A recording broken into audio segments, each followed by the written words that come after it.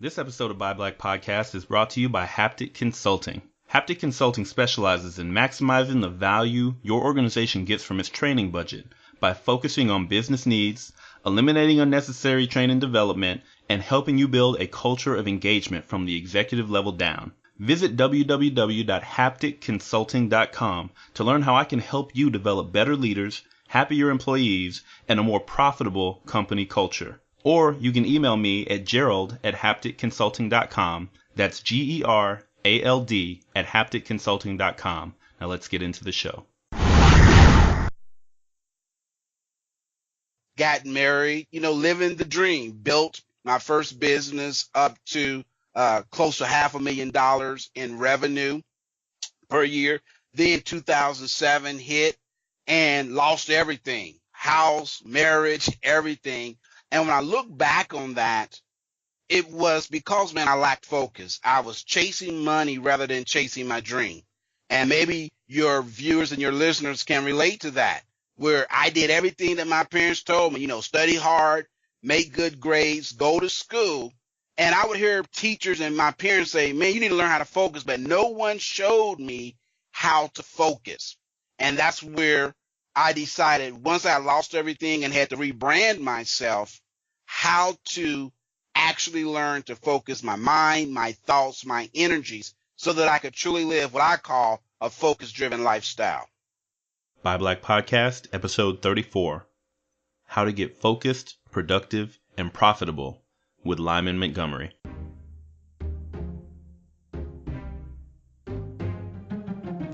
Welcome to Buy Black, the only podcast dedicated to helping you find, connect with, and support Black-owned businesses. We're on a mission to bring consumers and business owners together to ignite the global Black economy. I'm your host, Gerald Jones, and if you're a Black business owner or a socially conscious consumer, you've joined the right community. Ready? Let's get to work. Hey guys, thanks for joining me for another great episode of Buy Black Podcast. Today, I'm going to be introducing you guys to a lifestyle and leadership coach named Lyman Montgomery. And I'm just going to tell you right now, before we get started, I need you to sit down. I need you to get a pen, a piece of paper, and get ready. Because Lyman continuously drops bombs and gives noteworthy content throughout this episode. I'm serious. I was taking notes throughout the entire interview, and I was having a hard time keeping up. It is going to be a great show. You're going to learn a lot from it. And so rather than taking a whole lot of time up front in order to talk about reviews and all this other stuff, we're just going to jump straight into this interview, and then I will catch up with you guys after the show. Stay tuned. There is a lot coming your way right now. Hey guys, welcome back to Buy Black, your only podcast dedicated to helping you find and connect with Black-owned businesses. Today, we are bringing you another incredible interview. It seems like these things have been lining up week after week after week. You guys have been bringing me more and more attention with you guys out there listening and downloading and sharing. And this week's interview is going to prove to be another incredible one for you. We're going to learn a lot today. I'm here with Lyman Montgomery. He is the CEO of Focused Driven Lifestyle Coaching, LLC, providing professional and personal lifestyle coaching services. Hey, Lyman, thanks for reaching out to me and thanks for being with me here today. I am excited to be here. Thanks for having me. Yeah, so guys, just a heads up on this one. I personally can already tell, just based on the conversation that Lyman and I had last week prepping for this show, I'm going to be taking a whole lot of notes episode because I am in need of some of this coaching. I need to get my lifestyle in order. And I can guarantee a lot of us out here in the audience as new entrepreneurs and business owners can pick up a lot about how we can improve, kind of marrying that business and that personal lifestyle together to make it better. So take out your pens, pads, your notebooks. Be ready to take notes. I'll be asking a lot of questions, and hopefully I get to what you guys are looking for. So just to get us right into the episode today, Lyman, I'm going to hand it over to you. Tell the folks a little bit about your background. Just let us get to know about you. Sure. Lyman Montgomery, born in the Midwest, originally from Dayton, Ohio, residing now in Bloomington, Indiana. And I was like a lot of people, man. I was described early on as the kid that was squirrely. I couldn't sit still. I think today we would call it ADHD, hyperactive. Always got in trouble in school. Interesting, I didn't learn to speak till I was 8 years old. Intensive speech therapy, no self-confidence, and I was just all over the place. And that evolved into adulthood where I lacked a lot of focus and was easily distracted, even though when I did focus, I did very well in school. Ended up going to college, got my first undergrad, first master's, second master's, got married, living the dream, built my first business up to close to $500,000 in revenue per year. Then 2007 hit and lost everything, house, marriage, everything. And when I look back on that, it was because, man, I lacked focus. I was chasing money rather than chasing my dream. And maybe your viewers and your listeners can relate to that, where I did everything that my parents told me, study hard, make good grades, go to school. And I would hear teachers and my parents say, man, you need to learn how to focus, but no one showed me how to focus. And that's where I decided, once I lost everything and had to rebrand myself, how to actually learn to focus my mind, my thoughts, my energies, so that I could truly live what I call a focus-driven lifestyle. Wow. So, quick question on that. What was that first business? What was the industry you were in before 2007? Yeah, I was in the credit restoration business. Okay. And I was so good at showing individuals how to repair their credit, not get scammed, that I was doing about anywhere from 15 to 20 G's a weekend. And Wow. Majority of my business was underwritten by bankers, mortgage brokers, and I had a unique technique where I had a whole family event. The hotels would literally give me the ballroom because I could guarantee every event, and this continues today. Every time I speak, I would have a crowd no less than 400 to 500 people in attendance. And so the issue was I could get the crowds out there because I was providing tremendous value. The problem was I didn't have a real system. So I would get on stage, show people what to do and how to do it, and then I'm off to the next gig and not have any systems of sustainability. And so when the stock market fell, because I was closely tied to the housing industry, then I was losing. I remember in 1 month, I lost 3 $100,000 contracts. Wow. In 1 month. And we had this, at the time when I was married, we had a 4,000 square foot home. I had my own personal pond, half an acre and a half lot. Matter of fact, they used to call our home the castle because it had 4 levels, and we had gourmet kitchen. We had all this stuff, living the quote Black American dream that we had quote made it. At the time I was 35, 36 years old, and I was doing my thing. And all of a sudden, man, when it crashed. I had plenty of money in the bank, and I remember calling the bank, and all of a sudden, all the money I had was gone. I mean, it just seemed like overnight, my world just collapsed. And I started making mistakes after mistakes because I had tied who I was to what I did. And that is a horrible position because we're more than what we do. You see, I was raised like a lot of people that you had to be a provider. And I still believe that. But I put so much emphasis on being a provider. And there were 3 things when I look back that happened. The first thing that happened is because I was so distracted just chasing dollars, someone would say, hey, man, can you come to L.A. and speak? Sure. If the money was right, I was there. And I remember my son at the time was preparing for his 5th birthday party. I think I'm the only dad that I know of that got uninvited to a 5-year-old's birthday party.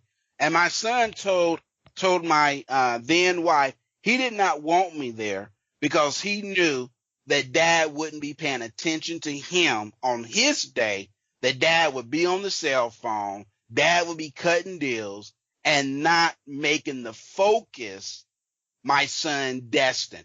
And I was in another city, and my then wife had called me to help plan his birthday party about 2 or 3 weeks out. I said, sure, no problem. Got distracted, working on something else. Finally, I looked on my calendar, and it's probably a week or so prior. And this is what changed my life.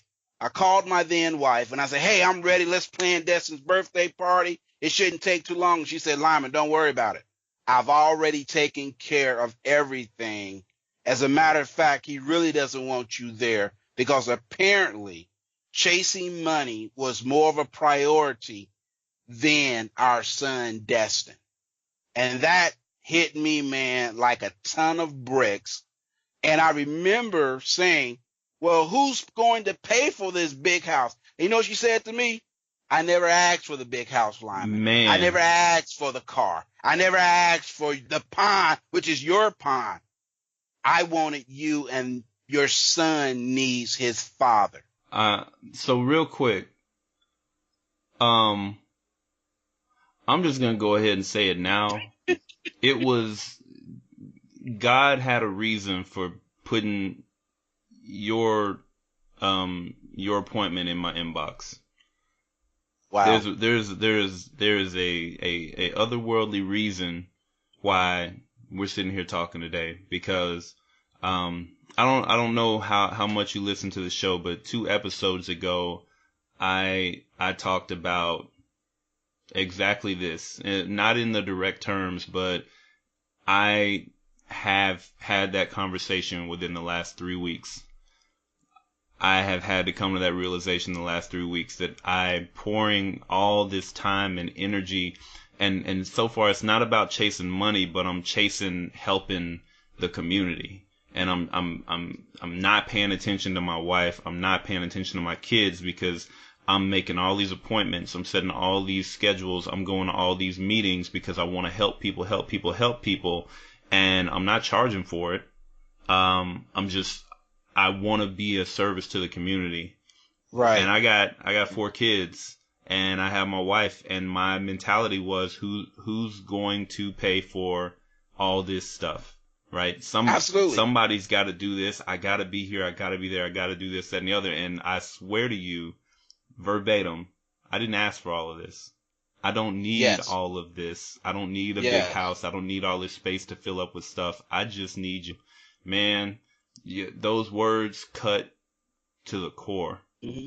And it ain't nothing you can say. Yes, but understand this, and I want to be real. I want to get permission to be real and transparent. That's what for, man. The message that black men receive. I grew up in a neighborhood where I was very fortunate, blessed, where my natural father, who lived 2 blocks away, never came by.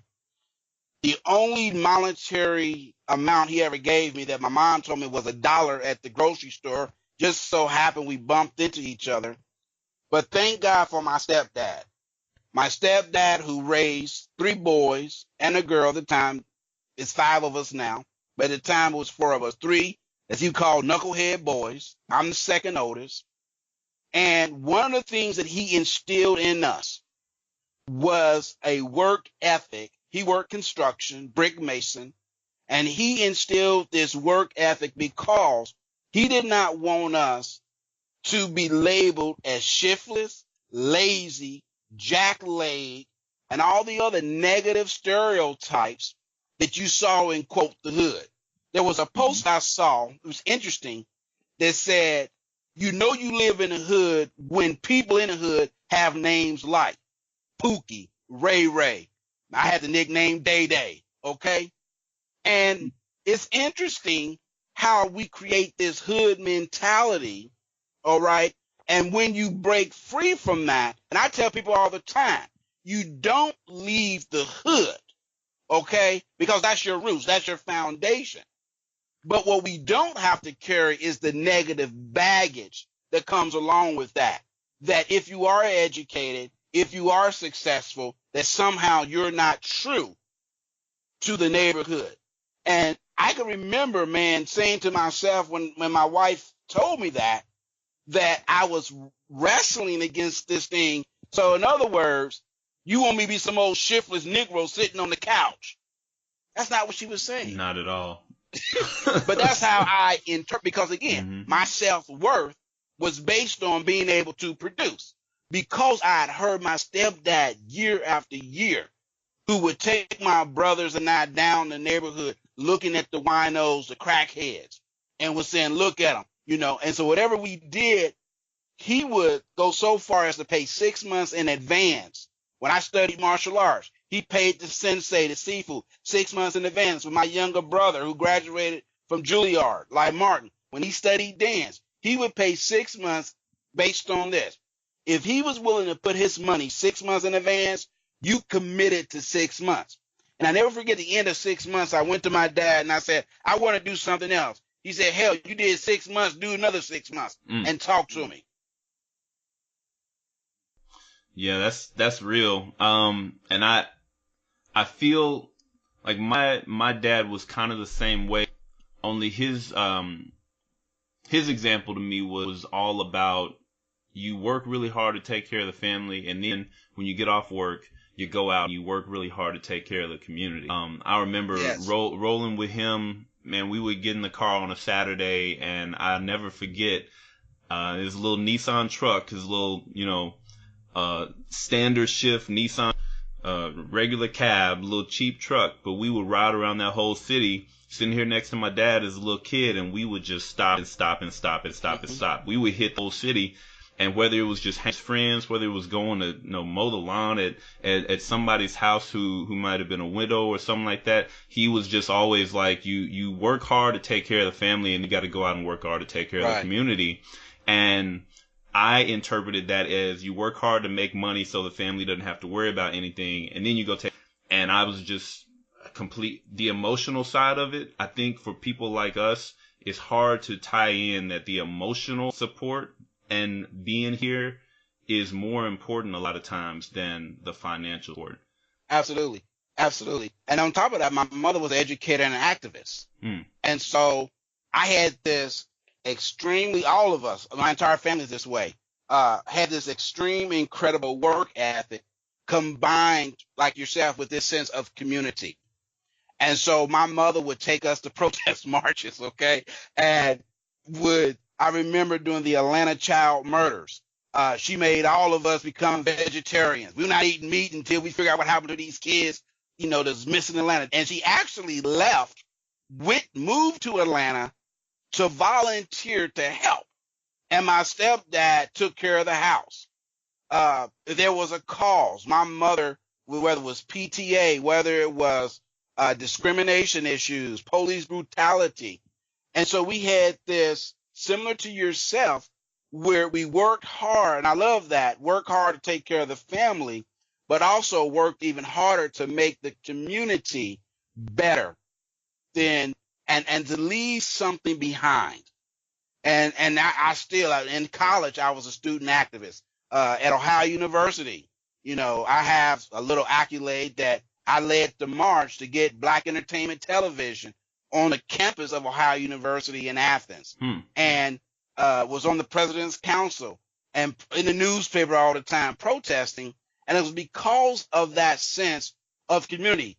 Also in college, I was the Black Affairs Commissioners and a Black Studies minor, because I wanted to know what were the great contributions that we made in business, in politics, that I knew we were more than just entertainers, because that's what I had seen.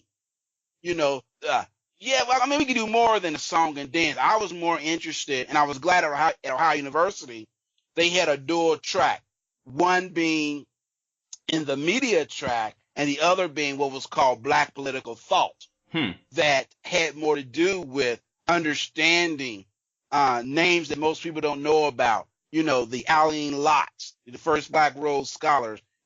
What was this Benjamin Mays, and all these great leaders that helped shape my worldview. I'm trying to how I want to phrase the next thing that I was going to say or ask, but I'll back it up and I'll shift gears real quick. And with everything that we just discussed and the direction that kind of led you to the point that you hit, where you've lived this entire life of excelling and serving, and from your perspective, and I'm kind of putting words in your mouth here because I feel like similar to mine, but from your perspective, you're hitting all of those marks that you need to hit in order to be a successful husband, father, business owner, and then it all kind of comes crashing down. The next question I'd have is, so what do you and what is the formula, right? Because now you have the focused, driven lifestyle. What is the formula? What can we do as business owners, as entrepreneurs, or even as just high intensity employees? Because we all face the challenge of kind of chasing money versus chasing the dream of having family. So what do you got to teach us? What can we do to improve how we handle it? This has become the motto of my business. All right. And I'm glad that today we have, 8 employees on payroll. They've never missed a check. They get a check, and they're glad, but they work hard. Okay. And that is focus, prioritize, and achieve. And I want to break that down, that formula: focus, prioritize, and achieve. When we talk about focus, the first thing you have to do in order to get focus is deal with distractions. And generally, there are 4 types of distractions that business owners, employees, you talk about high achieving employees, deal with. And the first one is called a psychological distraction. This is where maybe something has happened, a trauma, where your head is not in the game. You got some bad news. Maybe you're getting ready to go on the stage, or you're getting ready to go in the office, and you get that dreadful phone call. And this actually happened to me, where you get that phone call: man, I'm sorry, Dad passed away. But you still have to go triage that information, and you still have to say, man, you know what? I got to go on stage. These people have paid $100, $207 to get information. I just can't shut down. And it's just like an actor that, in a sense, you have to be able to control that emotion that you're feeling, what I call triage. And I'm going to talk a little bit more about how to do that. Okay. And do what you have to do and then go back. Now, one of the ways you can triage that emotion whenever you get bad news, but you still have to either face the family. You hear people say, well, you got to be strong for the family. Well, that sounds nice, but again, how do you do it? What I found out, and what my clients and what I've trained my clients to do, whenever you're faced with bad information that's going to create a psychological distraction, because you're thinking about that loved one, you're going to miss them, the emotion of sorrow and loss. The first thing you need to do is write down the strongest emotion that you're feeling. That's what I mean by triage. You write down the strongest emotion. If it's anger, if it's denial, you write it down. And then you tell yourself, I cannot deal with it right now, but I am going to come back. And then you find the opposite strongest emotion to counter that. So if you're feeling sad, which is a natural emotion, the opposite of sad would be happiness. So instead of dwelling on the loss, you begin to say, even though Dad is not here, he left a legacy that I'm proud of. Because what happens is you have to replace that negative behavior or emotion with something that is more positively charged. What most people try to do is just deny it, and now you got a void. So it's not that you're saying I'm not going to deal with it. It's just that you choose to focus on the positive, stronger emotion at that time. So psychological distraction is one. The second type of distraction that people deal with is called, especially in business and with students, is called process distraction, where you don't have a real system in place. And this is kind of what you were saying happened with your previous business. Absolutely. Okay. Absolutely. You don't have a sustainable system. You're just basically doing what everybody else has done. And you hear employees say, well, we've always done it this way. And I use the example, if you look at the evolution of technology, You know, in the 70s, my stepdad had a stack of 8 tracks. That was good for the time. When I was a shorty coming up, we moved from 8 tracks. Remember the cassette tapes? Oh, yeah. And if you were smart, you always kept that one pencil because you knew it was going to get jammed and you figured out how to untwist it. Oh, yeah. Right? Then when I went to college, we moved away from the cassette tape to what? The CD. And when the CD came out, man, we thought we were doing something. But the problem with the CD, and I still have some, the problem with the CD, they got scratched, and you had people with Windex. You had some people say, no, man, flush it in the toilet, all kind of, things, right? Mm-hmm. But then someone came along and said, why don't we do away with having CDs and we move to what we have now is cloud-based? And before that, we moved to the iPods, right? Mm-hmm. The Apple iPod. I remember that was a crazy invention, man. And I remember folk walking around. I had one, man. You had the little dial on it. But we moved from that to, like I said, now cloud-based. So what happens, a lot of times you have people living in a cloud-based society, but their process is an 8-track technology.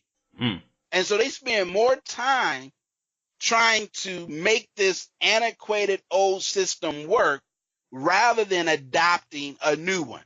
It's the same way as typing a paper like I did in high school on a typewriter. And when you made a mistake, you sitting there pulling out liquid paper as opposed to learning the keyboard and getting a computer that if you make a mistake, it don't matter. So that's what I mean by a process or a lack of a process distraction, where you're spending more time trying to make an old system work than to take the time to adapt a new system that, even though it may have a slight learning curve, the long-term benefits is greater. Why? Because I can retrieve the information, I can store the information, and it's going to increase my productivity. The third type of distraction, and this is a big one, people.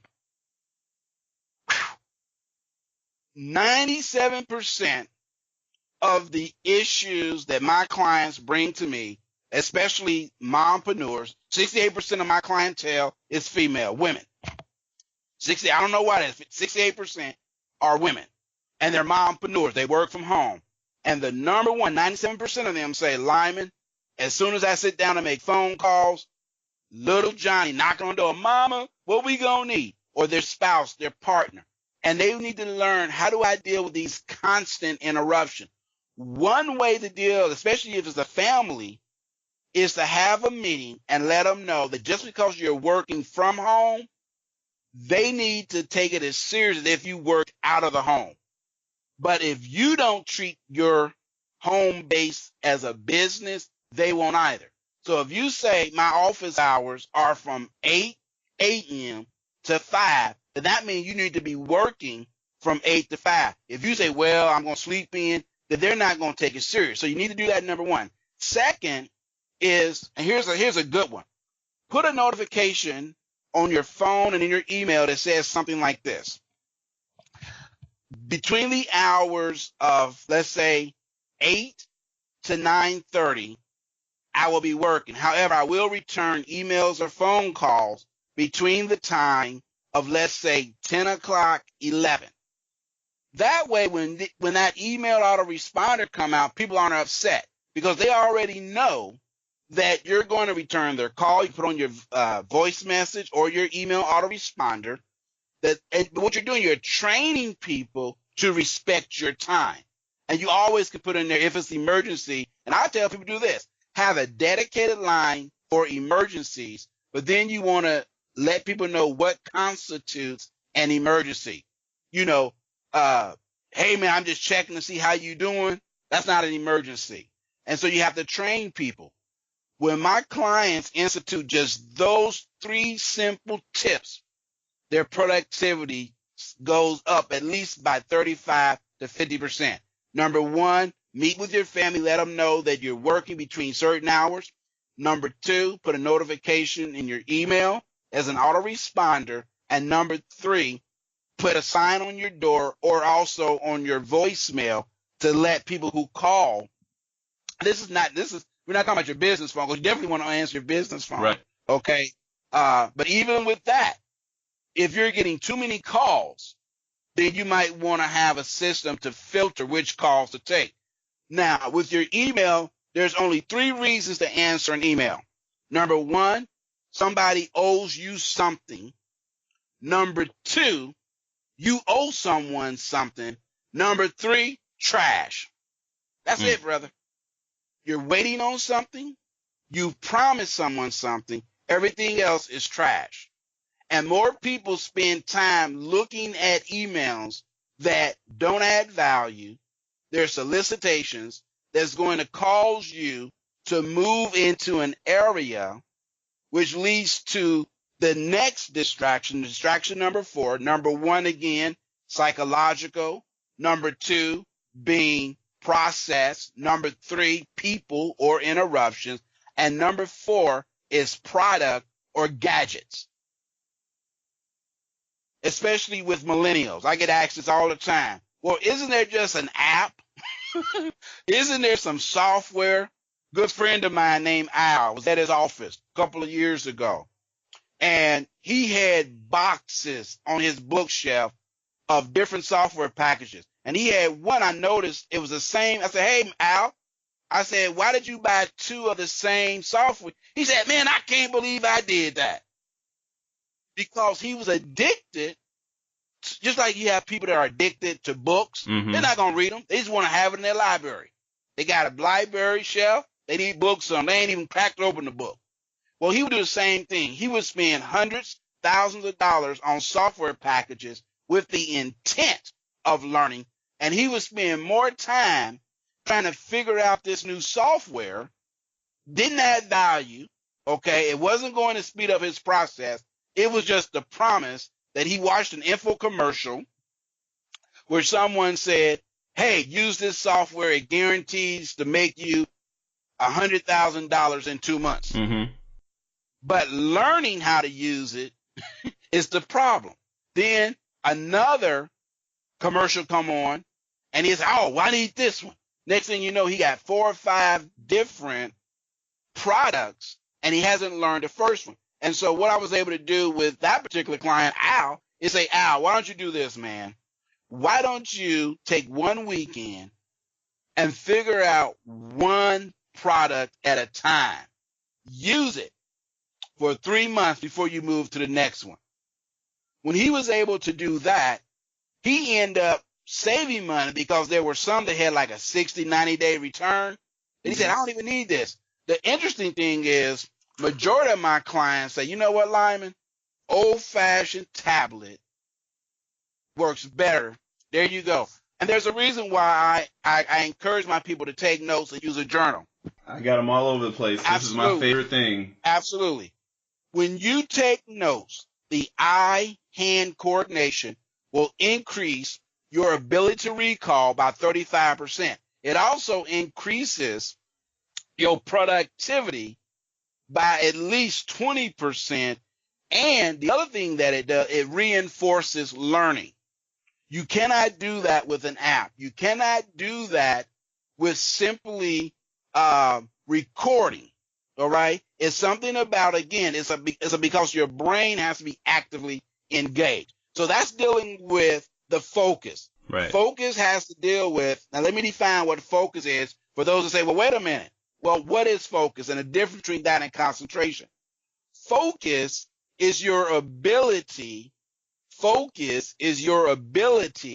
to direct your attention towards something. That's all focus is. There are 2 types. There's what's called intentional and unintentional. You hear a loud noise, your focus is going to shift in the direction of the noise. Mm-hmm. Unintentional, that we're talking about, is where you develop the skills. It only takes about 7 minutes a day to do this. Where you develop the skills to direct your attention towards something. Concentration is the duration that you are able to stay in focus. That's all concentration is. How long can you stay focused? What we call in the zone. Every one of us have had moments of clear concentration. We're in the zone, but every cylinder is firing. That's what I mean when I talk about focus. Number one, dealing with the distractions, allowing you to direct your attention. Then you move to prioritization. When it comes to setting priority. So real quick question before we do that. Before into the prioritization, I wanted to ask, when you talk about having a sustainable system in place. Yes. And then we also talk about not getting distracted by products or gadgets. Yes. How do you help people differentiate between those products or gadgets that actually increase their productivity versus the ones that become a distraction? Because especially in today's world, a big part of building in our systems is using that software and that technology. So how do you strike the balance? How do you end up identifying the things that make us better without going across that line to it's becoming a distraction? Sure. You ask yourself this question. First of all, you have to be clear on what it is you're looking for that software to do. For example, and I go back to the illustration of Al, who had all these different software packages, right? Mm-hmm. If you take one of those and you say, I'm going to be clear, this promises, let's say if the promise is it's going to increase your productivity by 30, 40% over a period of some period of time, right? Okay. The test of that, because you have to test everything, what I call split test. You look at that software and you say, okay, I'm going to do a 30-day test using this software versus using what I call a focus to done list, which is different than a to-do list. All right. Okay. And you begin to see which one is going to give you the greatest impact, ease of use. This is where most people fall, where the failure comes, is ease of use. The more complicated something is, the less a person is to use it. The easier it is to get acclimated to that software, whatever it is, the easier, more likely a person is to use it. So the first thing, if the instructions is, you have to read the instruction twice, you're probably not going to use it. If the instructions are simple, step 1, 2, 3, and that software fits with your personality, if you are already a systems apps person, then you're probably going to have an easier time as opposed to going from strictly being, let's say, paper and pencil, where you don't even know how to turn on a computer, to now relying on that app. It's going to be a longer learning curve. Okay. And so you do it in chunks, what we call chunking, where you take a little bit at a time, but you have to do what's called a split test. You have to have the metric, and that's what most people don't do. You have to take product A and compare it against what's the baseline, and the baseline being old-fashioned tablet. So what I do is, what I teach my clients to do is to start with a tablet of saying, and this goes back to priority. Most people that are high functioning, they say, well, I got 100 things to do. Yeah, but now we're going to prioritize, and this is the system that will help you prioritize. The first thing you do, write down everything you need to get done. No order, just randomly. And then what I want you to do is play this game. I can only take 5. Let's say you come up with a list of 15. And here's the scenario. And it works every time. I use this in my coaching session. The boat that you're on with all 50, 25 of those things that need to get done, and you only have a life preserver, a life raft, that would only allow you to take 5. That's it. You can only pick 5. I know you need all this, but the boat is sinking. What are the 5? When people are faced with that scenario, it's amazing how clear they get. You can only take 5. Once they come up with 5, then I say, oh, there's a problem. You got to get rid of 2 of those. So now you're left with, what are the 3 critical things for that day that you can keep on the boat? Once people are able to, and they're going to struggle at first, they're going to come up with rationalization. Well, I got to have this. I got to do this. But you go back to, you can only have 5. The boat is sinking. Matter of fact, the water is up to your chest because you're wasting time. Mm-hmm. And you force people to make a decision. A confused mind never buys. And so when you have all these options, it confuses people in the marketplace. It confuses people in their home. That's when you now have to narrow that down to your top 3, the 3 things you have to get done. When they're able to, and they'll take long to do this, it takes about a few minutes to be able to do this, to window that down, is you now look at those top 3 and you're going to rank them based on impact, not importance. Most people will say, well, this is important to me. That is highly subjective. If I say, and I give you an example, when you and I did the pre-podcast interview, Mm-hmm. right? It was important, but it had low impact from the standpoint of reach. Would you agree? Right. It was just us. Doing this, it was just us, exactly. But it was important. Doing this podcast has a high importance, but also a high impact value because of the reach. And that's where people have to look at. Not what's important to you, but what's impactful to your client. What's impactful, going back to the scenario. I thought making a lot of money was important, but it wasn't impactful as much as emotional availability was to my then wife. So yes, it was important to make money, but it didn't have the same impact as my emotional and physical availability. Does that make sense? 100%. And if people use that as a metrics, and this is what I train people to do, to use as a matrix to weigh importance versus impact. Because it's a lot easier to say, well, this is important. It's all important. It's different when you say, okay, knowing that this is important to you, which has the greatest impact for change or impact in our community? So I'm putting that word impact right next to prioritize, because that's really the bottom line of it. That's the bottom line. Maximum, what I call maximum impact, okay, with the greatest reach. And that leads to the third, which is achieve. Whenever you hit a milestone, you have to celebrate. The more that you're able to celebrate small victories, the better and more confidence people get in anything.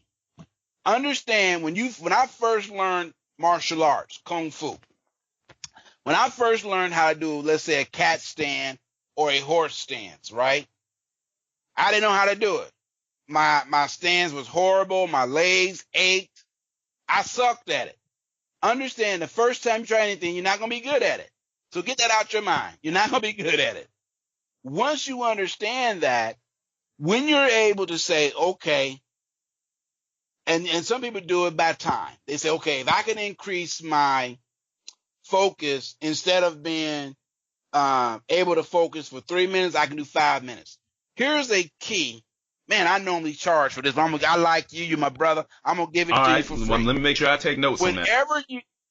Whenever your mind begins to wonder, what the Chinese call monkey brain, if you ask yourself this one question, it would instantly bring you to focus. Here's the question. What should I be focusing in on now?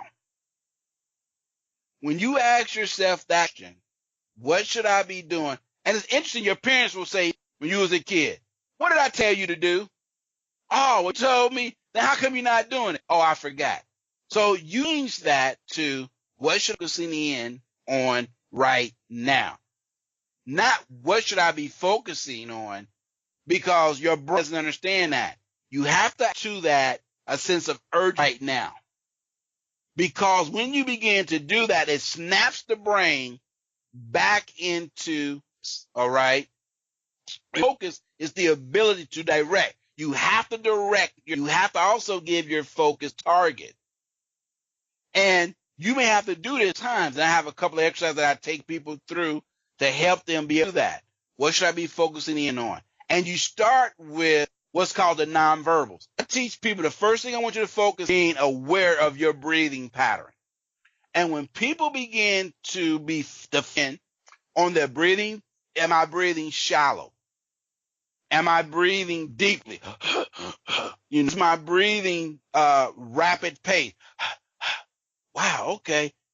People have never heard them say breathe because they're so distant with noises. So the first thing my clients is to be still by simply placing both feet on the ground, sitting in a chair erect, and just take a deep breath. And I demonstrate it right now. Just take a deep, hold it for 3 seconds, let it circulate, and just be quiet. And you tell your brain, I just want to focus on my breathing. You're not saying anything. When you're able to do this, it will help you also calm your mind. Because once you can focus on breathing, then everything else, you're like, oh, good example. You ever hear people talk and they say a breath? It's because they learn to breathe. So they're like talking like this and they lose their voice. They're not taking the necessary inhalations to breathe. The Chinese have breathe, hydrate, move.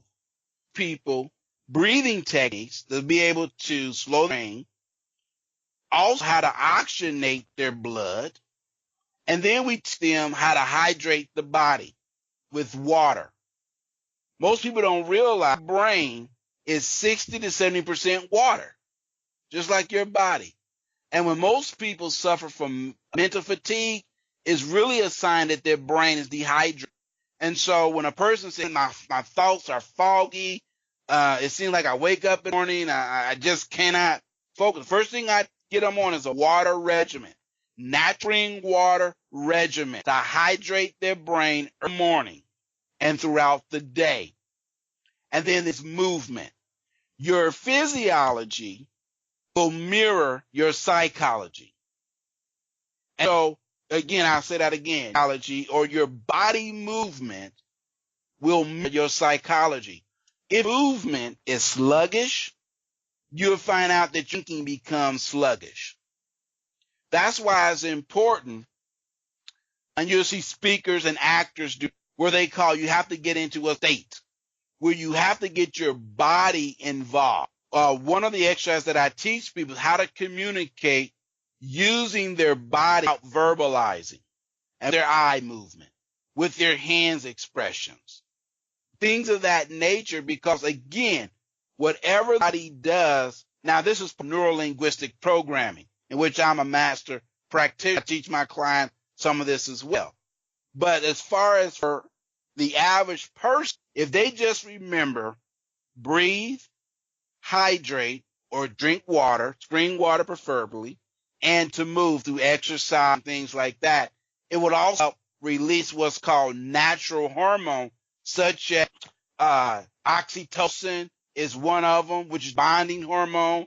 Women more of it than men, but men, it also releases dopamine into the blood, adrenaline, all the hormone to calm you down, all these natural chemicals that's essential to help you stay in the zone. And when you're able to do that, that's when you're able to celebrate your achievements, because celebrating is saying, Lyman, man, I went from being to not concentrate longer than 5 minutes to where I've never a page, and you need to celebrate that. That's a milestone.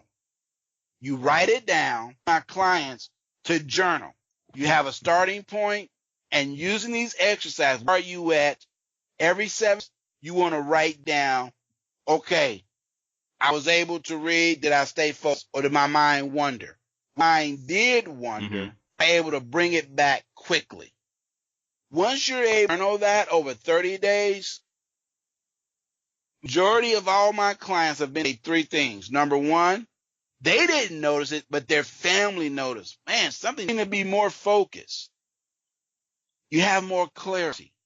They're languaging instead of going, you ever seen people order that don't know what they want and sitting there like, to be, oh, I want this, that. They seem to be more assertive.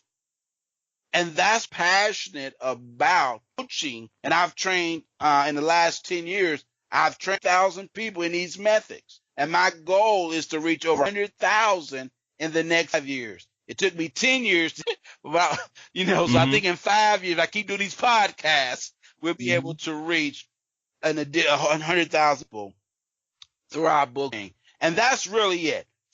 Prioritize and then achieve.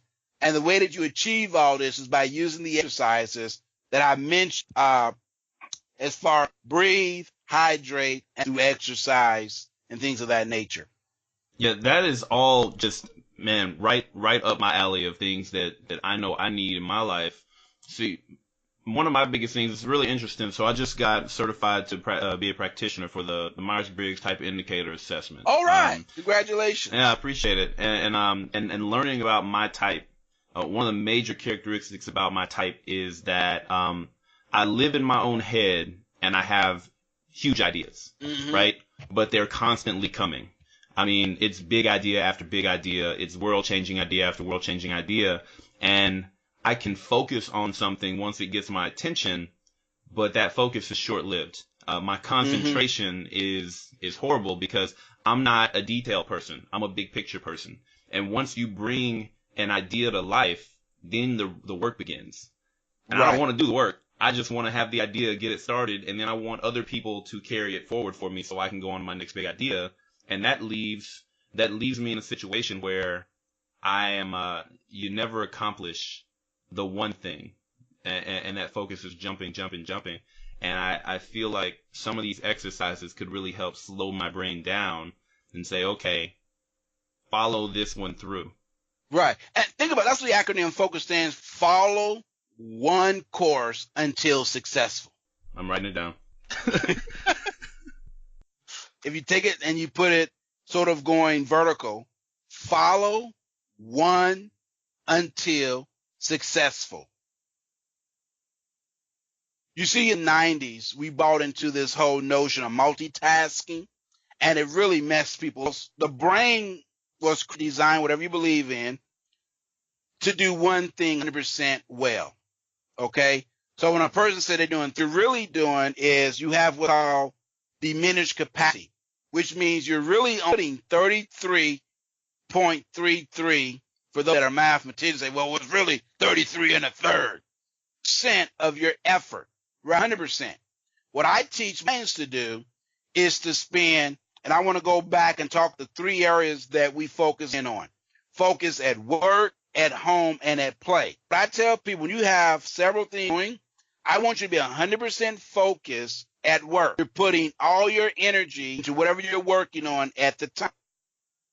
Even if to divide the work up into thirds, when you say, I'm going to spend hours working on project A, I want you to spend doing that. But while you're doing that, you have to be able to take, and this is called the Pareto principle, where 20% of the work is going to produce 80% results.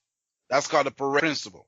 So you want to have, if you're spending 80% of your time working on something, then you need to spend 20% of your time either taking a break or what we call reflection. So this will help you. From people who jump from big ideas, one of the things that will help them is every big idea you have, you should have a board or a per idea. And every day have 5 big ideas, right? Every day you have one idea because you got a tablet.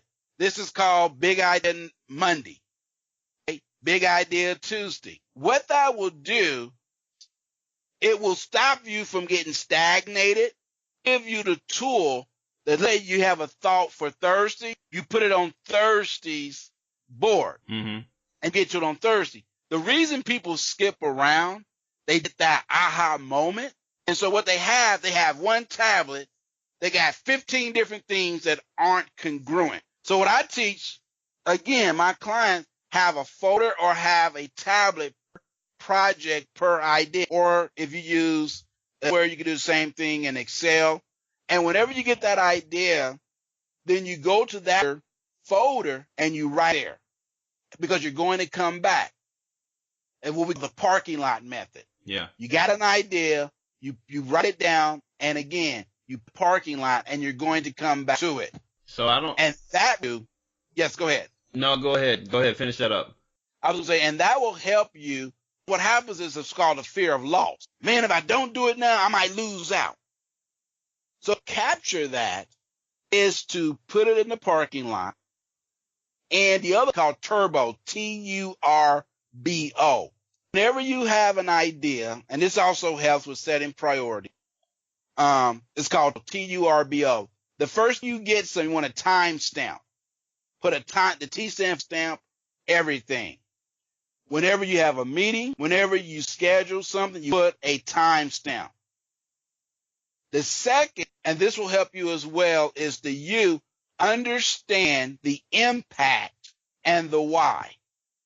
Understand the impact and the why.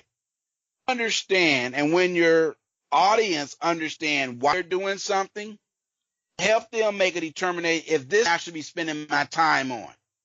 Because the answer may not be you. It might be that you may birth it, but someone else might raise it. Okay? Then we get to the resources needed. And again, you may not have the resources to carry that idea from birth all the way to sustainability. You may just have one piece of it. And that's why it's important to build a team. And we'll talk about that when we have time. And then is bundle. And this is where we miss it. Whenever you have similar projects, you put those together. Even though you're going to spend, back to the example, 2 hours. So you want to make sure the things that you work on, let's say in that day, have some cross-pollination to them. So let's say, for example, and I use a classic example of house chores, right? Mm-hmm. If the kitchen is connected to your dining room, well, it makes more sense, the kitchen and the dining room, as opposed to the kitchen, the bathroom, and the laundry's in the basement. Because you just went past the dining room. Bundling is where you have a sequence of order that's logical, because the brain is always trying to make sense of things. And the easier it is for the brain to comprehend and make sense of something, then the easier it is for a person to use it. So going back to the example, if your dining room is connected to your kitchen, then it would make more sense to do the dishes, the floor. Think of it this way: the dishes, the counter, the stovetop, the floor, and then move to the dining room, as opposed to doing the kitchen, the laundry down in the basement, the bathroom is upstairs, and then come and do the dining room and then the living room. So if you take care of things that are in close proximity, Mm-hmm.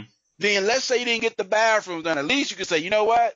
At least the kitchen's done, the living room's done, the dining room. Why? They're in close proximity to each other, and I was able to bundle that into one task. And then the O stands for outcome metrics. How will you measure when you've achieved it?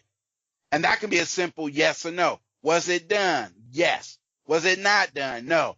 If the answer is no, then you add an explanation. Why wasn't it done? So again, time stamping is simply saying, I'm not going to end this meeting. And you'll be surprised of business owners that I coach that end a meeting with a prospect and never set a future date.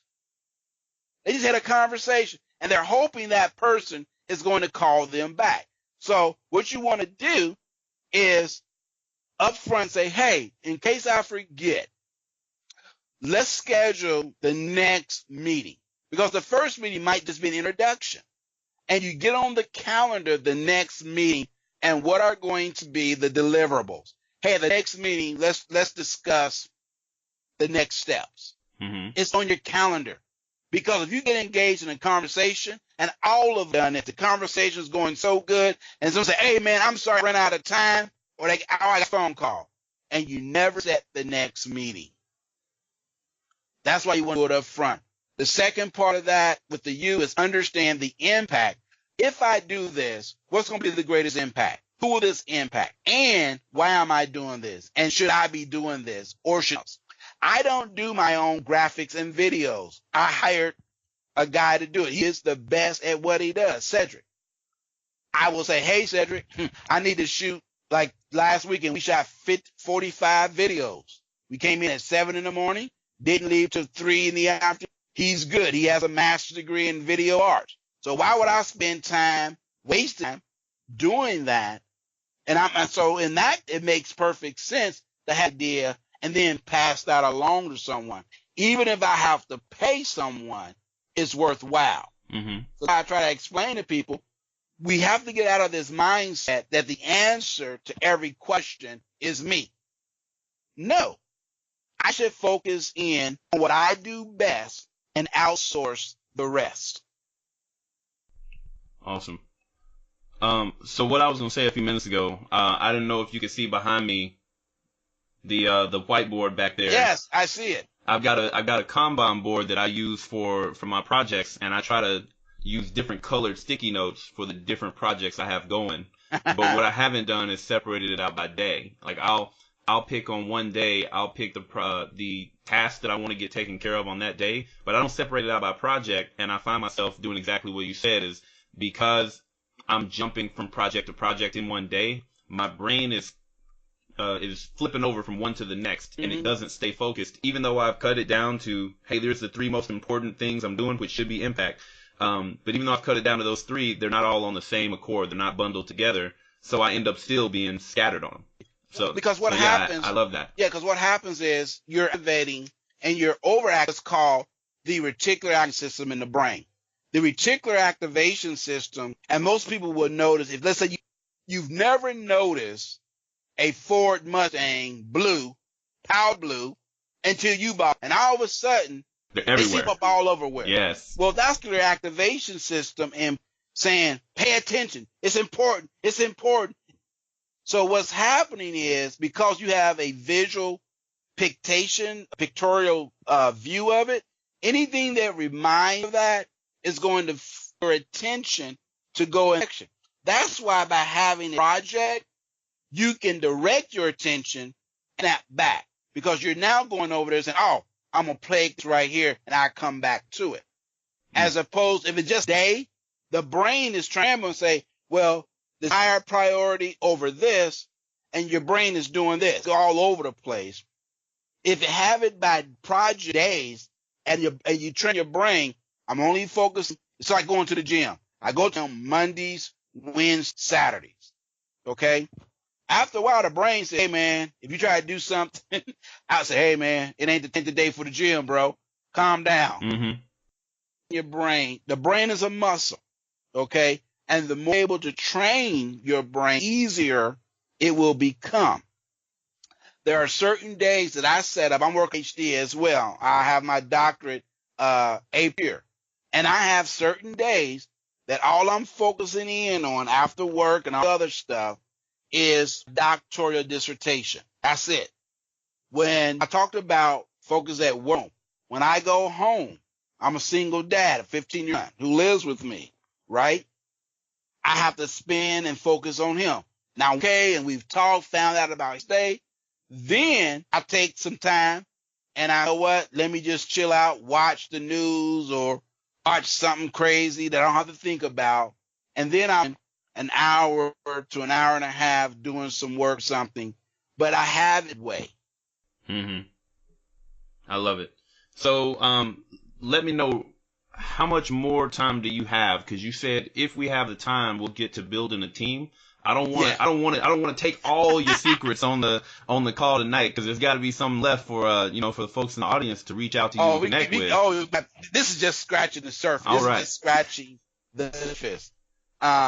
So let's hit that. Let's hit that. The last thing before we Sure. kind of move into those last questions I have for you. Talk to me about the aspects of team building that you share that help people grow, because that's really where I'm at right now. Right. I've been doing this podcast on my own for 8 months, and it is I love it. It's a labor of love, but there are a lot of aspects of this where it comes to the marketing pieces of it, the actually reaching out and making appointments pieces of it, and then also trying to move myself into the next stage, which is I want to go out and I want to share my message in person. I want to do speaking events. I want to do workshops. I want to reach out to other businesses. There's just not so much time to do that when I'm constantly recording interviews and then editing interviews and then producing interviews, putting them out there, then market them online, and it you end up where there's a point of everything that you're doing is impactful, but there's so much more impact that you could be having if a lot of this stuff was taken off your hands.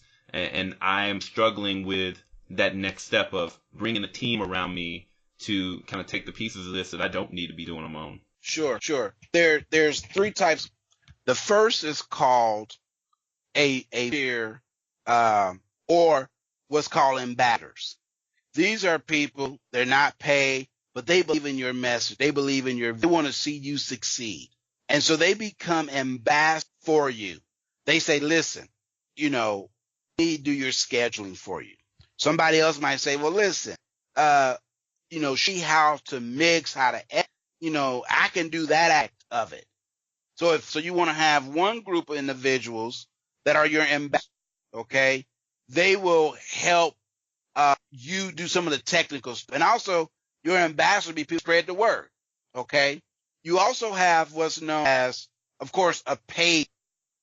And these are people where you pay a commission or you pay a fee, be some of the stuff.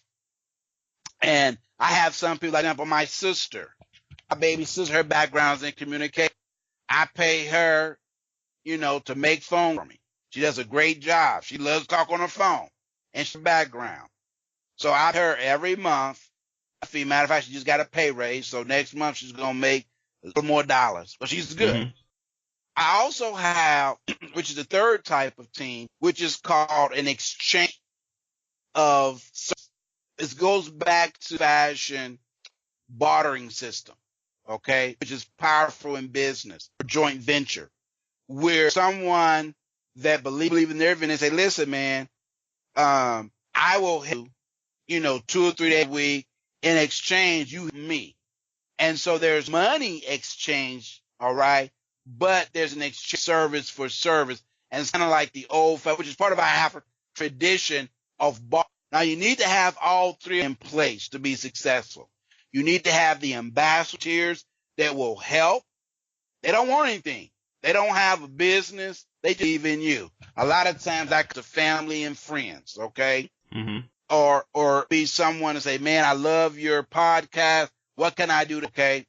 Then you have like a paid team where you pay them a stipend, interns, and then you have a barter or a joint venture where you listen, we're not making money now, but look at what we can do that we're in a strong position so that, think what would happen. You have 20,000 downloads. I got you to help get 20,000 downloads.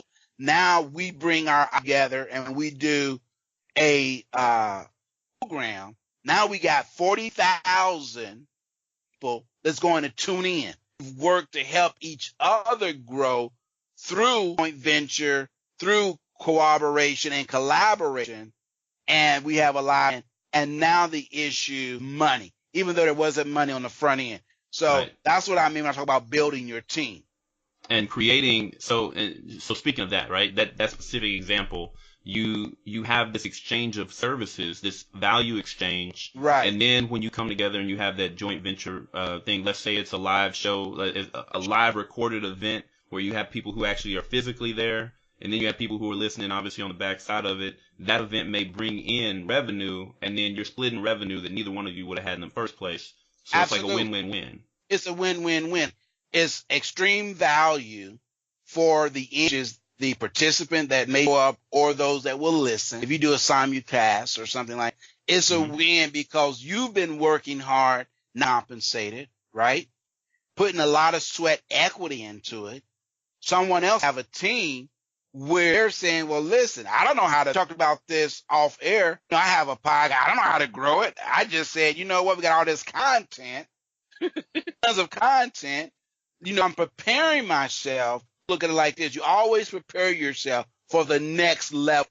Mm-hmm. You don't, when I was in college, I had a professor who used to have a little saying across his desk to say, on his bookshelf, better to be prepared and not have an opportunity than to have an opportunity not be prepared. Right. And so part of our growth strat has always been, let's get as much value content out there. That's why we shoot 45 videos in a set, that's impactful, positioning us so that when we learn to go to the next level, we're not now scrambling for content. We have it in the bank, as it were, and we can begin to release that content. And that's where the power of joint venture and collaboration, where I might be one area. I'm very good, for example, all over the country, all right, all over the world. And I got an event coming up next month down in California that I'll be speaking at. And so to show someone how to take their book, for example, and use their book to get on their stages, or how to put on an event that will bring in a minimum of 400, 500 parts. Okay. I have a system that will do how to do it. And I've done it consistently year after year. My average event. When I do conferences, by people at my event. Why? Because I have a system in place to do that. It'd be great to be able to say, now, how do you now that with someone knows how to grow a podcast list in a short time that you've done? Something that I think is extreme value for the business owner that's saying, listen, I've had a podcast 3 years and I'm lucky with 30 downloads. I don't know how to monitor. I don't know what to do. Someone said I need a podcast. Just because you have a book doesn't mean it's going to be a number one seller, nor it's going to help you get on more stages. There's a system in place. That's what I mean when I talk about exchange of service as well as ideas. They kind of ties. Absolutely. And speaking on that, so before I'm learning, now check this out. All right. I'm learning from you. Before we get off the call today, after we're done with the podcast, we're going to set the date for our next call so we can talk about that exact joint venture that we're going to make happen. Look at that. I like that. But let's go ahead and, man, you have blessed us with so much value tonight. I'm going to spend about 3 days typing up these show notes because there's just so much in here for everybody. But I want to turn the corner and I want to ask you these final questions that'll wrap everything up and kind of give us that complete circular picture. The first question is going to be, what is the biggest challenge? And I know you've talked about a huge challenge that kind of led you to this path, but what's the biggest challenge that you have faced in your career and how did you overcome it or what did you learn from it? Sure. Aside from losing everything, having to rebrand, I think the biggest challenge was actually what I just talked about building, because fear, I had trepidation. There was this thought, what if I'm doing all the work and you got a partner, they're not doing anything, you're paid all this money. And I had over that because that challenge was based in fear. And that fear is based on what I call the FIST principle, FIST. Whenever a person faces a challenge, they run up against the FIST principle, which stands for the facts. The facts are the facts. The problem with the facts is the I, which is the interpretation of those facts. You look at the facts and say, well, I don't know how to do it. That's a fact. I don't know how to do it. But the interpretation of those facts could be, I don't know how to do it, and I'm not willing to trust someone because I don't know if they're going to scam me, and I've already been scammed.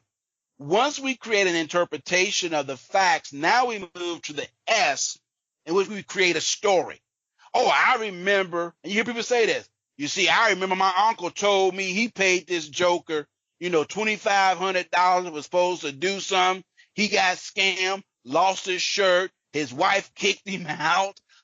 And that story now becomes our personal truth. And so we get closed. That's why it's called the fist. We now get closed off to any new idea. You know when someone is operating in the fist principle when they say, nah, we've already tried that, it didn't work. Or that won't work. Or they use conversation that will say stuff like, man, I don't know about that. Remember what happened to Willie? Remember what happened last time? Oh, man, this sounds too good. And it's all based on fear. And so that was the biggest challenge for me, was getting past that fist of looking at the facts, creating my own personal interpretation of those facts, creating a story, and that story becoming true. How I was able to overcome that was the reverse. What's the truth, Lyman? The truth is, I don't know how to do it, but you know what? There's someone who does. The story, I recreate the story by saying, you know what? Yes, I may have been scammed before, but you know what?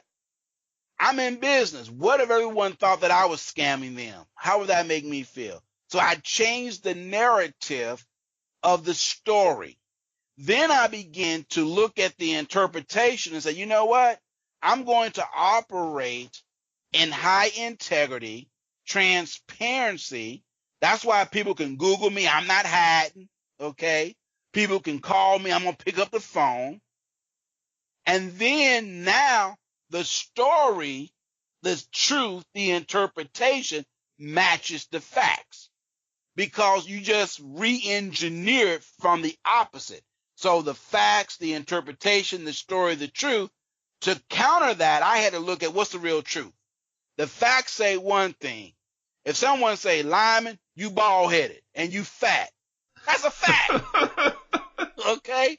The truth of the matter is, you know what? So what if I'm bald-headed? So what? I can do something about it. I can go buy a toupee. Okay? I can grow hair around the hedge and have the old, remember the George, what's his name? Moving on up.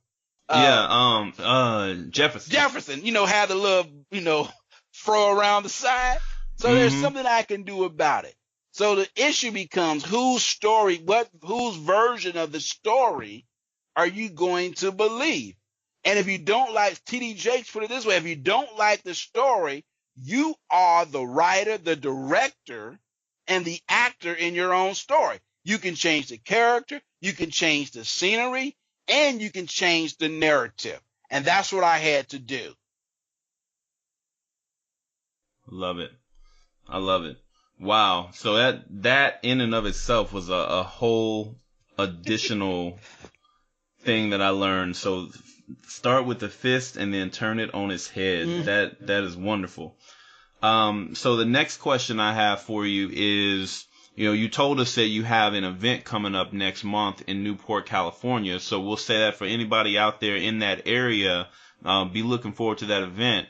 But the question for the larger audience, what do you have coming up next, or what thing is it that our audience can do to help you with the next step or the next level? Yeah, and I want to do this. You've been so gracious, and I want to give your listeners a gift, all right? And I believe that you never entered a person's home without bringing them a gift. I've given you a lot of value. I believe I've given you a lot of information. And I want to gift you something that will literally make a lot of sense out of this for you. And if you would just simply text the word focus, FOCUS, to, here's the number, text the word focus to 440-703-6287. And I will send you, won't cost you anything, all right, some information that will make what I talked about a lot of sense. And as a special guide, I put together how to get focused, productive, and profitable. And it covers what I've talked about here. I want to gift that to your podcast listeners.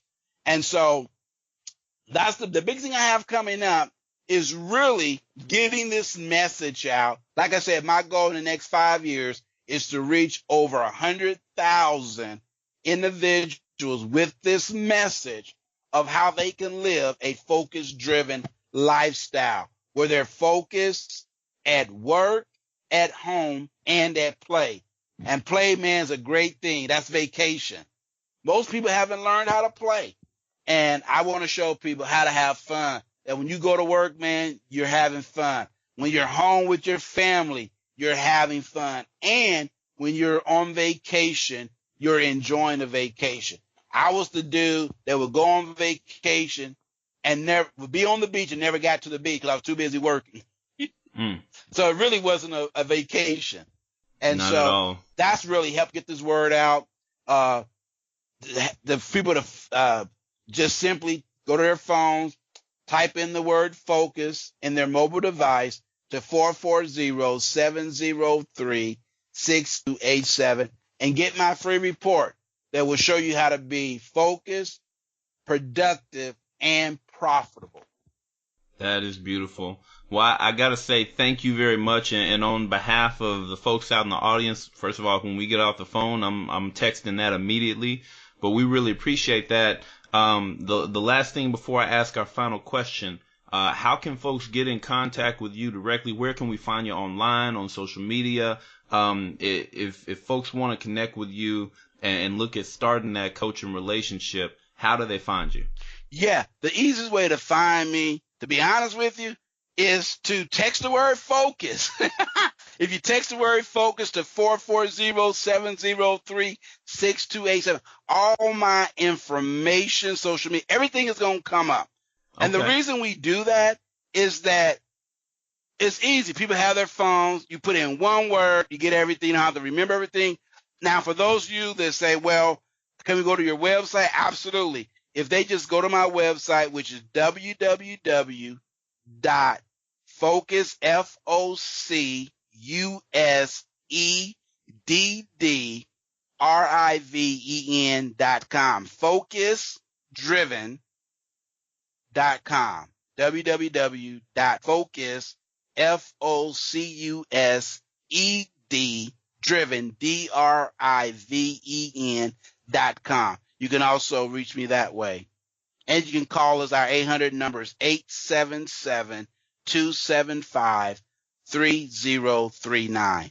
Again, 877-275-3039. But the easiest way and the simplest is just simply text the word focus to 440-703-6287. Beautiful. I love it.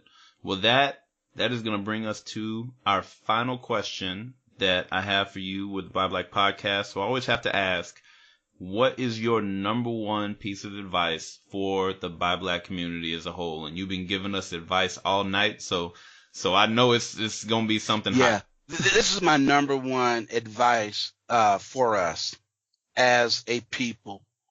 We've been faced with so many challenges, so many setbacks, but I believe this is the greatest time in the history of this planet for African Americans, for blacks of the diaspora, to start their own business, to collaborate, to form joint ventures. I'm excited when I see young people, and I coach a lot of them, and man, they got some ideas that's going to literally change the world.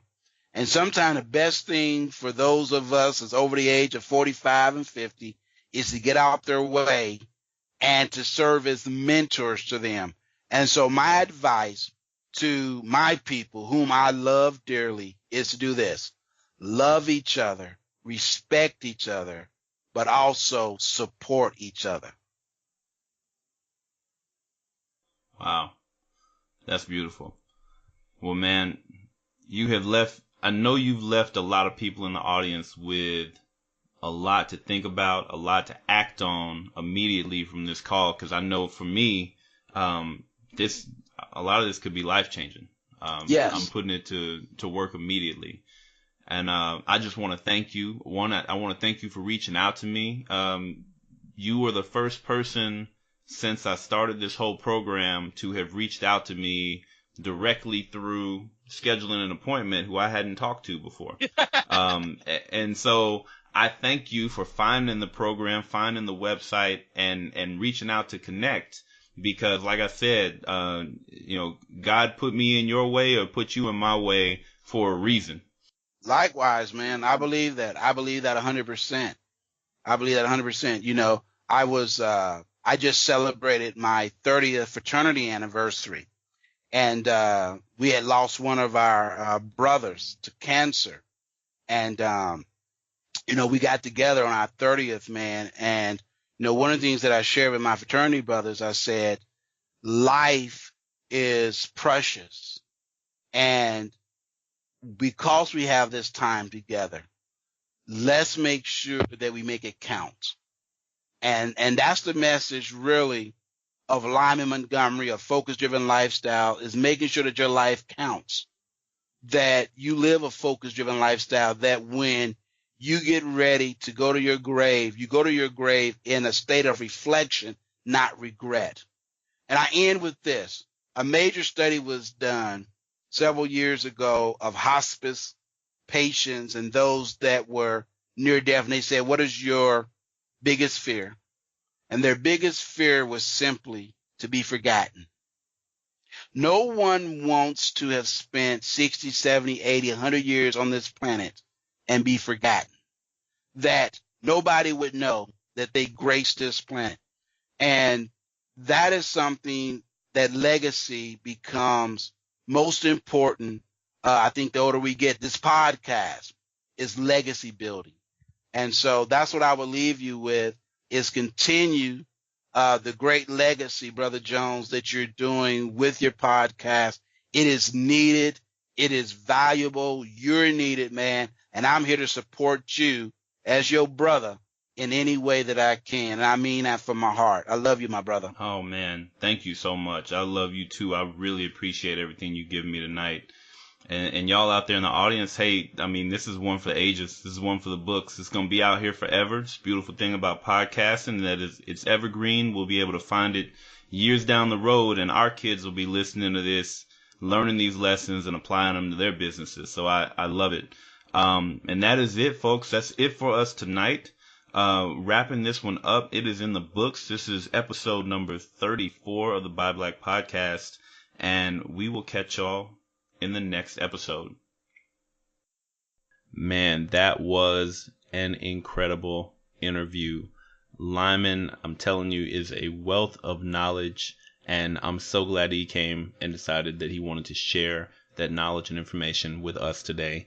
I sincerely hope that a lot of you out there, if you do feel stuck in your job, in your career, or you feel like you're putting in all this work and this effort, but you're not really getting anywhere, I hope you do take him up on his offer to get the free tool that will help you to be more focused, productive, and profitable. I know I already texted focus to the number, and I signed up with my email address. I got access to it. And I'm telling you, it's tools like this that you can get from experts in the industry that can really help to cut through a lot of the clutter and clog that a lot of times gets in our way when we're trying to go out, make better decisions, do better things for ourselves, for our families. So definitely take Lyman up on that offer. Before we get out of here today, I'm just going to hit you with the things that I normally hit you with at the very beginning of the show. Just an update on our ratings and reviews. We're now up to 17 5-star reviews on iTunes.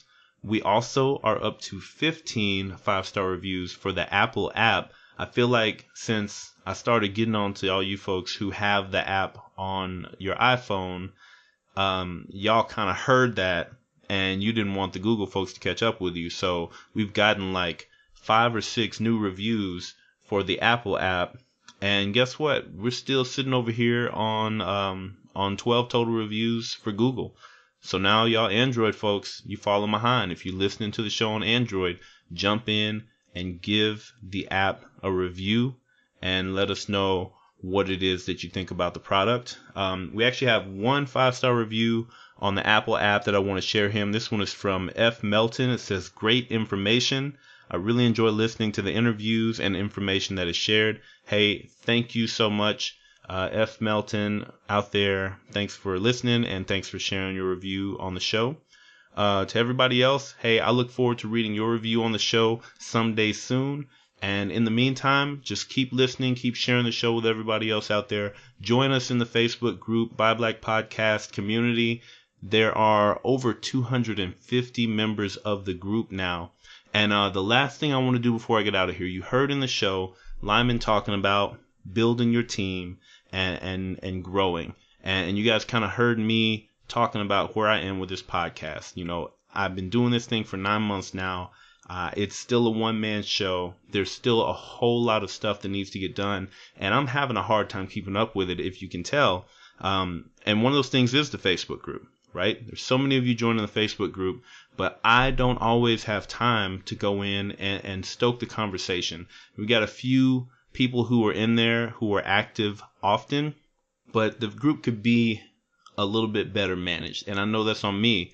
But in all honesty, I don't have time to be the one to do it. So I'm looking for some volunteers. I'm looking for some folks out there who believe in this cause, who believe in the podcast, who believe in what we're doing here, who are willing to step up, join the team, and help me out with managing this whole thing and continuing to get the word out to people so that I can kind of put my efforts towards some of the bigger pieces of the project that frankly I've been having to either put off or ignore because I'm still slogging through the daily grind. So I'm just putting that call out there. If there's anybody out there who has a little bit of extra time, who has the ability to help me administer some of the groups or some other things like that, hey, reach out to me. Let me know if you're willing to help. I am always happy to take a little bit of help here and there where I can so that we can continue to do more for the community. So outside of that, I really appreciate you guys being here. I'm looking forward to hearing from you. And until then, I'll catch you in the next episode.